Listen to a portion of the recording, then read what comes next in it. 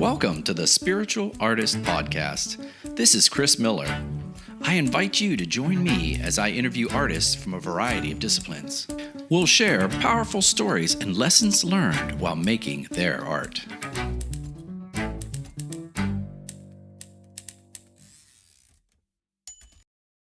Welcome to the Spiritual Artist Podcast. This is Chris Miller, and I'm here with good friend Michael Parkey. He is a landscape architect and designer, and also have known him for many, many years. We have often gotten into some interesting conversations about everything spiritual, but listening in specific. And I wanted to talk to Michael today about how he works with his clients, listening to a project and its needs, and then coming up with the creative ideas to make it happen. So good morning, Michael. Hi, Chris. How are you? I'm doing great. It's been a crazy busy day. Same for you? I am good. You know, I was thinking about this before I came up, and you and I have been, this is a continuation of a conversation that you and I have had for 25 years. Do you realize that? No, I didn't. Actually did not realize it was that long. Well, we do have conversations. Let me tell the listeners, I met you in a class that you were teaching at SMU, correct? It was that's right. Organic gardening? It was on native plants in landscaping. Native plants and landscaping. And I remember that it was really interesting and passionate and very detailed. Michael has a slide projector that never ends. And he very much knows his plantings and what is native and what is water-wise. Is that the correct term? Yes, or now people use the term sustainable. Sustainable. So that's the buzzword. So I think what I wanted to include here for my listeners is when I talk about a spiritual artist, I talk about anybody that is really consciously present with the act of being creative. And obviously, if I've known you for 25 years and we've had many conversations about the thought that goes behind a planting or a landscape design, it means that I do think you're very conscious as an artist. Well, thank you. I try to be. So the other day we were talking about listening, and let me give you a little background on my end. As you know, I'm a painter as well. And I have learned that as I paint, I often try to be in a state of open-mindedness and of receiving guidance. And I feel like sometimes I just get this intuitive impulse. You know, I will be painting and suddenly there's just this intuitive impulse to grab a tube of ochre paint and start using that in the painting. And it kind of goes with the flow of listening to some sort of internal guidance. And so we were discussing this a few weeks back, and I know that you get called in to do projects, all sorts of public areas too. Is that correct? Yes. Right now, most of my work is residential, but I've done, public landscapes, parks, zoos, nature study areas, all kinds of stuff. Well, tell me how that goes. So how do you work through the process when you go out there and you meet a client? Well, since most of my work is residential, which I really enjoy, the first thing that I'm listening to is, of course, my client.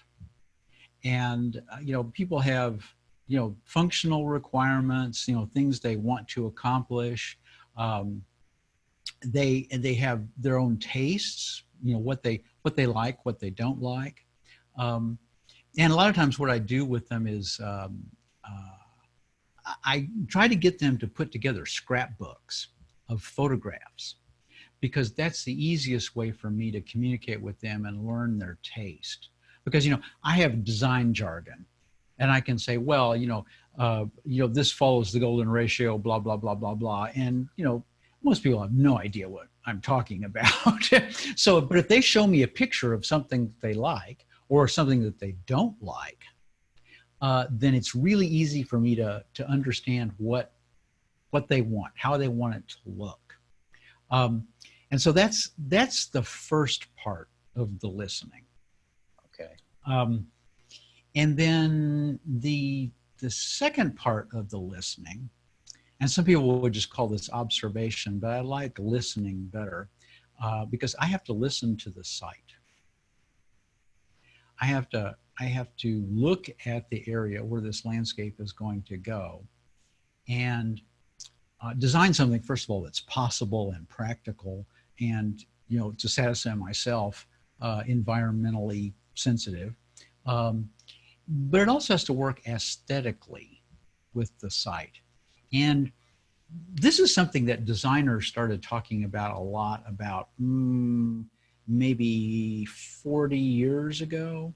And the term that was commonly used is Genius Loci, which is Latin for guardian spirit of a place. Oh, how wonderful. Yeah. Yes, and in modern usage, it's usually translated as sense of place. So those are the first two parts of listening that I do. And so, and at the same time, I'm thinking about all kinds of technical matters, and taking measurements and doing drawings that show all the existing conditions and all that stuff. And then when I'm actually ready to start designing, that's when I have to listen to my intuition.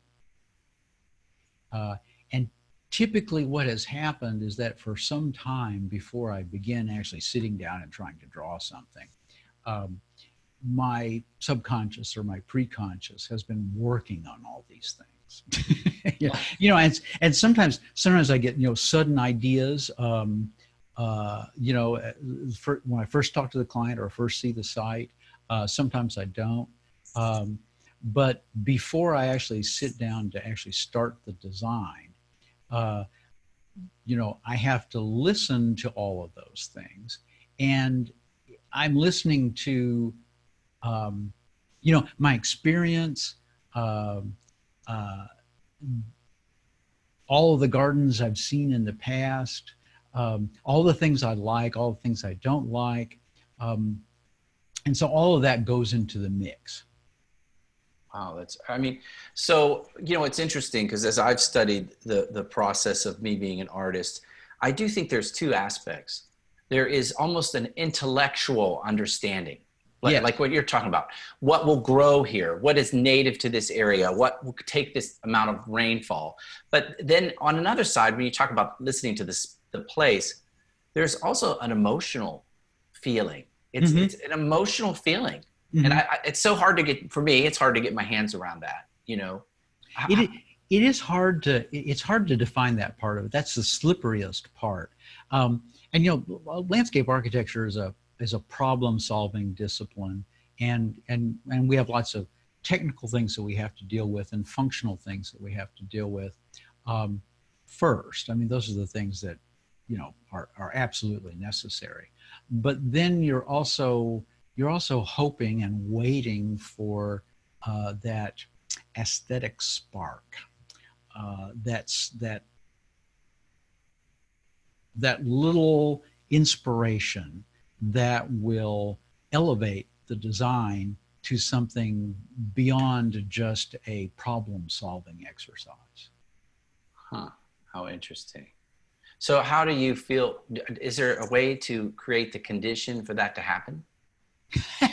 Well, it's tough. I mean, part of it, is just practice. It's just, doing it over and over again. So part of it is just that habit of mind, right? Of allowing that, of recognizing that process as it's happening and allowing it to occur. It requires a lot of concentration. I have to, put the phone on mute, close the door so the dogs don't drive me crazy. A lot of times I listen to music. And I sent you a little essay that described this, but, what I'm trying to do is I'm trying to dream with my eyes open. Oh, that's pretty cool. Yeah. Dream with your eyes open. So is it about just being, well, see, this is where, I get into my woo-woo, as you would say, but yes, it's that stillness where you make the room quiet. There's a stillness and a presence, and you hope, because sometimes I go, for example, yesterday I was painting and I felt like I was pushing. I was just pushing against it. Mm-hmm, I mm-hmm. was adding colors and they weren't working. And I'm like, the colors aren't talking to each other. And yet I don't know what color should talk to it. You know, I'm looking at it and go, this isn't working, but I don't know what's working. And so sometimes, and I encourage people to do this, sometimes you do have to just walk away, you know. Absolutely, absolutely. You know, if I start trying to design something and I feel that way, that I just can't make progress with it, I stop and come back to it later. Um, you know, because you can't force it. You can encourage it, but you can't force it. Yeah, no, it's very true. And I find that when I force it, I usually do something that I resent. You know, I come back and go, oh, why did I do that? Why did I block that area out? Or why did I add that color? And I don't usually find myself in that situation, except when clients box me into a corner. That actually rarely happens. You'd be surprised. That doesn't happen very often, but occasionally a client will force me into a particular solution that I don't like, but it's what they want. And so and as long as it's not, you know, technically bad or dangerous or too environmentally responsible, I do it, grit my teeth, I do it, and then I move on to the next one as soon as I can. Well, they can't all be masterpieces, right? I No, mean, they can't. they can't. So what you're saying is maybe they try to constrain it too quickly. Well, too much. But honestly, and I have to give my clients a lot of credit for this, is that rarely happens. Most people who come to me, you know, come to a designer, to a landscape architect, because they know they want something that they don't know what it is yet. And so part of my listening to them is to figure that out. Is to figure out they can't express it, they can't put it in words, but they know they want something. And so part of what I do is I figure out what it is that they want. Did you do that by watching them or what they say, or what they say, what they show me? I always like to go in, you know, it's difficult these days, but I always like to go inside people's houses when I meet with them, because a lot of what they've done inside their house tells me about what they would like to have in the exterior, in the landscape, but they just don't know how to put it in words yet. It's interesting. I used to do, in marketing, I would do that. I would actually go into clients' offices and I'd analyze the paintings on their wall and and even the suit they were wearing or the dress they were wearing. What colors did they gravitate towards? And yeah, exactly. All that stuff. You know, so I think that, like you were talking about, when you're scoping out the space, I do like that, because I find it challenging that changing the space can bolster creativity.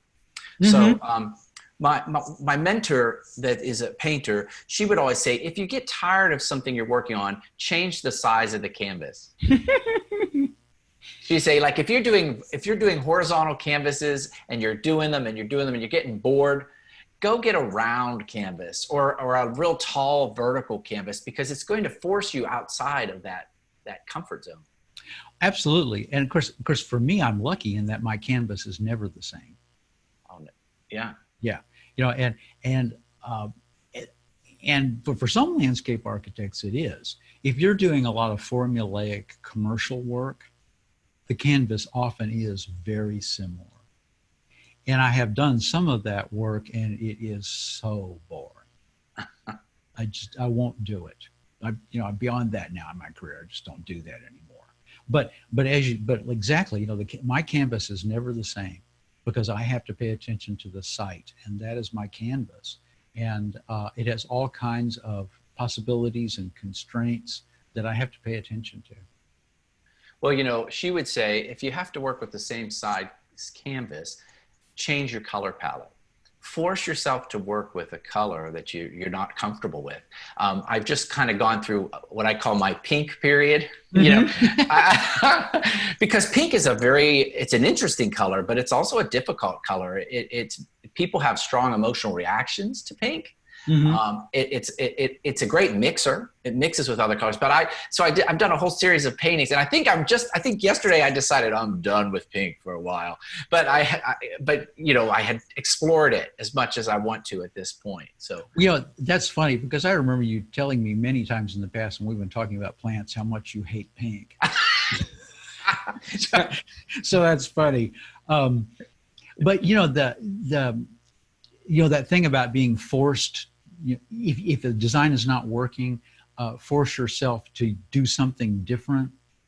I think that's one of the differences in the way that I work than is typical for artists, because my clients are almost always forcing me to think about it differently. Yeah. Because everybody likes different things. And you know, I'm never designing my own garden over and over again. It's always somebody else's garden guided by their needs and their taste. And therefore, I have to think outside my own box. Right. So you're constantly expanding, but yes, it's a little challenging too, right? Yes, but it's fun. That's what keeps it interesting. Yeah. Yeah. So, you know, I'm going to pick on this. We're going to talk about this when you've talked about you sit quietly and you get this intuition, and we've had discussions about this. And, you know, I believe that that's me connecting with some greater power, some divine power, and whether I call it God or Mother Nature or the One or the universe. Now, I know that you come from a different background, let's say. So, and yet, you still are receiving intuition. You're still so I regard that as the murky and incredibly complex functions of the brain. All right. And there's an incredible amount of stuff going on in our brains that we have no idea about. Even, you know, we're not conscious of it. But even as in science, we understand it very poorly. And so, but a lot of those processes are proceeding automatically. And because I've been doing this for a long time, I can now trust them. I can let them happen and let them suggest things to me. But I can still obviously edit them or reject them or say, no, that's a terrible idea. But I do trust them a lot. Yeah. So you think it's some sort of subconscious? Exactly. Process. Yeah. I mean, there are a lot of different terms for it: subconscious, preconscious, unconscious. But it's not something that I'm directly thinking about. You know, Michael Parkey is not having an inner dialogue about this all the time. Some of the ideas come from someplace else, some other part of my mind. So when you say someplace else, you mean like a different level of your mind? Yes. Yeah. Some process that I'm not aware of or not fully aware of. I think that's I mean, obviously that's why I've started this podcast. It's all about that place, you know, that place where I know, and I've encountered it when I do creative brainstorming for a client. I've done it when I paint. It's that moment where I'm in flow and suddenly, boom, boom, these little ideas just jump in my head. Yes. And that's sort of what this is about, is a chronicle of how can you know, you were saying you can guide it, but you can't force it. Right. You know? Right. And what I do typically is, you know, when I'm sitting down to do this, and like most architects and landscape architects, you know, I do my design with hand drawings. So I sit down and I start drawing things, and hopefully those are coming from that intuitive creativity. But I'll draw a couple of lines and I'll look at it, and maybe it's good, maybe it's not. If I think it has any promise, I may work on it then. I may elaborate it then, or I may put it off to the side and draw another one. You know, and if I'm really lucky, I'll get 2 or 3 good ideas, and a number of bad ones which just go into the trash. And then so I'll pick one of those to elaborate and take into into the design. So I have to ask you this question because one of my employees always brings this up with me. Do you show all 3 ideas to your client or just your favorite?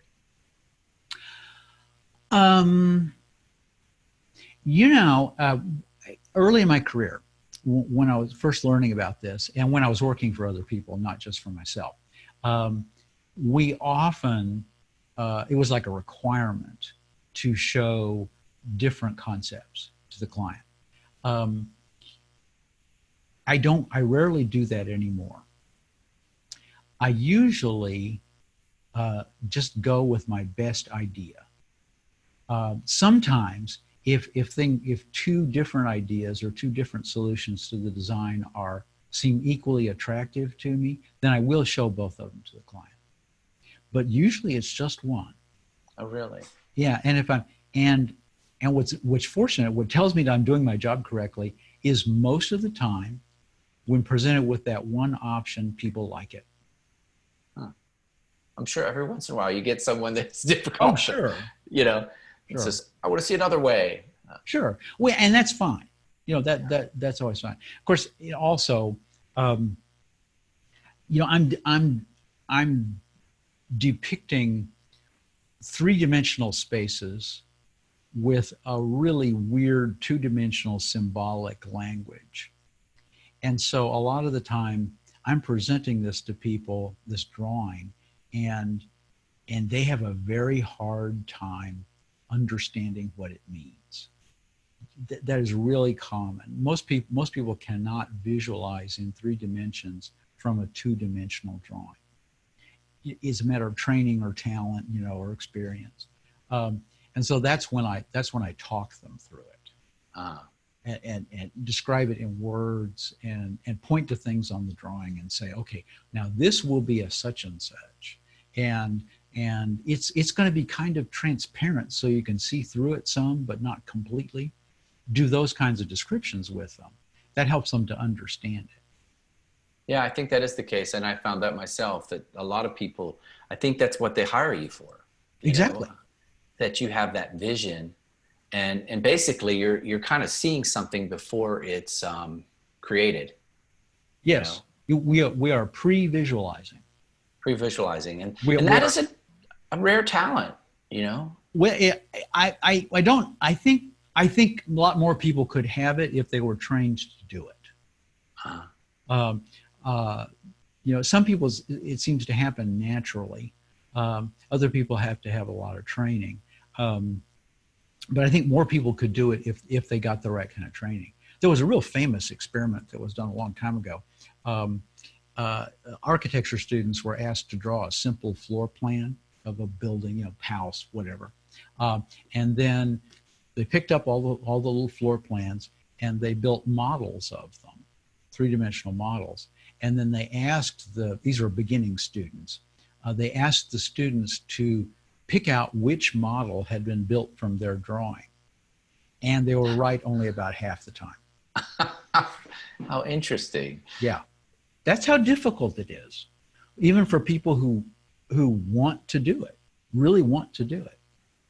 So what do you think, why do you think you had that skill? Or do you think you always had that skill, or do you think you learned it? Both. I think I always had it. I think it was, an innate part of my personality, but it was greatly honed by training. It's interesting. I mean, you're right, because I've talked to people though, and there's a little bit of both. And I don't know if it was my childhood or what, but I've always had the ability to see things, but it has gotten sharper and sharper. Yes. Yes. As I've gotten older. Yes. And that is a part of listening to it, Mm-hmm. So I wanted to share this with my listeners because not only did I meet you in that class, but I can tell you a Michael, funny story about that. go ahead, tell us the funny story. Okay, it's a great story. No, really, it really is. You know, when I was teaching that class, I'd been teaching it for some time, and you know, I could immediately pick out the live wires in the class. You know, I knew who was going to be really engaged and who was really interested in this stuff, and I knew from the first class that you were one of those people. Um, and after we'd had like 2 or 3 classes, you came up to me to ask questions after the class, and you said, I have this plant. I don't know what it is, but I've done a drawing of it. If I show it to you, can you tell me what it is? And I thought, uh-oh. You know, well, you opened your notebook, and there was this beautiful botanical illustration of this plant, which I could immediately identify as Lycoris radiata, spider lily. Yeah, I can't believe you remember that. Yeah, it was as clear as, you know, as clear as a bell, and that's when I thought, you know, I need to get to know this guy better. You know, that's funny. You talk about seeing something, and I remember when I was learning to be an artist, you're taught to they kind of reteach you to see things. Mm-hmm. A lot of people, like you say, what does the sun look like? And they draw a little icon Mm-hmm. of a sun, but Mm-hmm. that's not what the sun looks like at all. Mm-mm. And so it's the people that look at the sun and see how the soft rays come out and through the clouds and the softness of it. It's about learning to really see something for what it Mm-hmm. is. Mm-hmm. Which I don't know the name of his book, but I just read a book by Mark Nepo, and it's about listening. And he uses listening a lot. And he equates listening with seeing. You know, he kind of interchanges the words that it's really, when you listen, you're seeing things. You're listening for things that people don't see. And it was a really interesting book. Well, that's very similar to the process I feel like I'm doing when I'm listening to a site, because the way I'm listening to it is I'm looking at it. Yeah. I'm observing it and I'm moving through it. That's a very important part. But I don't think of it as observing. I don't think of it as looking at the site. I'm trying to think of it as my role being more receptive than that. I'm receiving impressions from the site. I like that a lot. And to me, it's even better than listening. You know, it is. It's for me, it's almost about feeling it. There's a part of me that's actually feeling the site. Yes. The term you used earlier about the site has what was it? The Genius Loci. Wow. That's a great word. It is. In English, many people pronounce it Genius Loci. That's how it's spelled. Okay. But yeah. The one other thing that I wanted to mention or go back to a little bit, and this is one of the things I think is so interesting about landscape architecture. Well, now I've thought of 2 things, but the first one is that it's a 3-dimensional art form, and unlike sculpture in many ways, it's a 3-dimensional art form which is inhabited and moved through by the observer, by the audience. And that's one of the things that is so fascinating about it and so slippery, because it's not just a static picture, you know, of a house with a flower bed in front of it. It's how does that seem as you walk toward the house? Right. How does that make you feel as you move through it? And thinking about that, thinking about the process of a person moving through a landscape is a surefire method for making it interesting.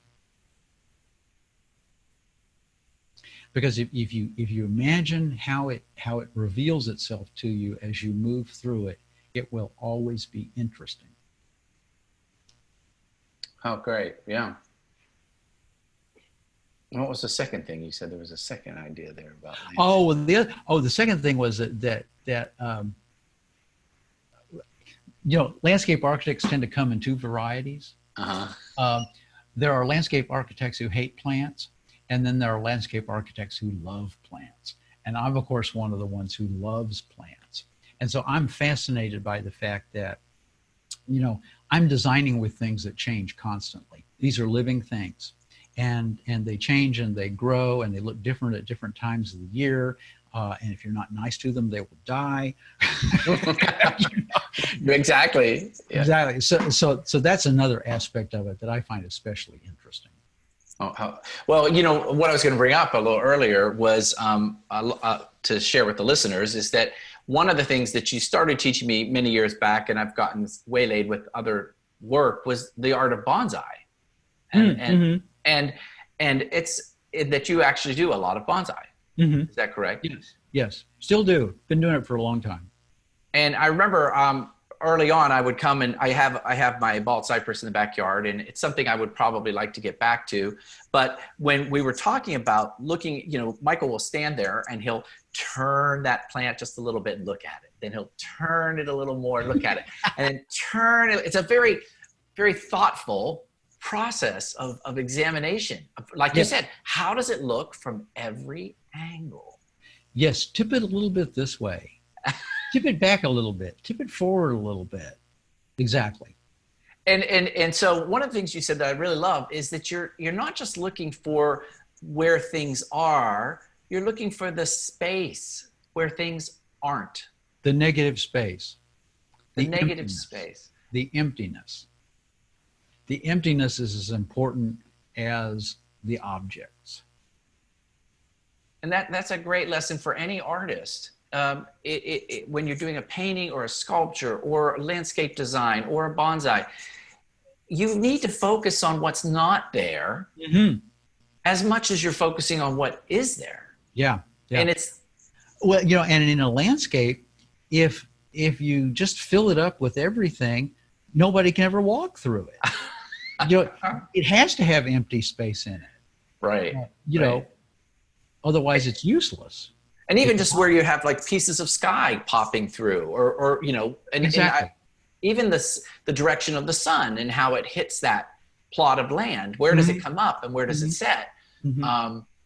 So I do find that fascinating. I think I told you a couple of weeks ago, my now 16-year-old son, who doesn't really pay much attention to anything I do in the yard, noticed the bald cypress bonsai that you did for me. And he's been watching Japanese anime and he's like, hey, that's Japanese, isn't it? And I was like, yes, son. But isn't that a wonderful example about how an experience that he's had watching the anime has suddenly made him see this familiar object that's been around since before he was born. Right. In a completely new way. Exactly. So you're right. So we're always changing as we age and mature and grow. The way we view everything constantly changes. Yes. And it was exciting. I was like, oh, he noticed something I've done. That's great. It's a great story. So I've really this has been a great conversation. Well, thanks. I mean, I've always loved talking to you about this kind of stuff. Yeah, I do too. Go ahead. I've realized that I've drawn people into my life. Oftentimes, in fact, I've noticed with these podcasts, every single one of these people, they're teachers. They're teachers as well as passionate about what they do. And you as well. And I think when you really, really love something, you want to share it with other people. Yes. And I can't help myself. I mean, you always run the risk of boring people with it because you find it so fascinating and you want to talk about it in such detail. And let's face it, many people just don't want to hear it. So it's rare, it's rare and very rewarding when you find somebody who does want to hear it. It is rewarding. What's interesting too is as I've talked to more and more people in so many different disciplines, there's crossover. Almost every one of my interviews has said, practice, practice. You have to keep practicing what you do. Absolutely. It's something. I think when I go back to my conversation earlier about the intelligence, the understanding of how to do something, and the emotion, I think you can make art with just emotion. But when you combine them, when you combine thoughtfulness, like you are, with what plants grow here, what plants grow in the soil, with that emotional feeling, that's magic. You know, I agree with you, and it's kind of interesting because, it is possible.